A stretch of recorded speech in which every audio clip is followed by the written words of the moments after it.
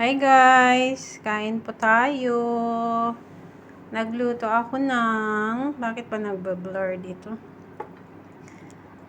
Pumasok ng aking boss and she is okay now. Kaya nakapagluto ako ng adobong manok. At saka wala po siyang water yan guys. Ano lang, isang malaking Pepsi yung inilagay ko. Hindi ko na ipinakita at na video kasi yung binata kanina andito pa. But actually, the taste is so good.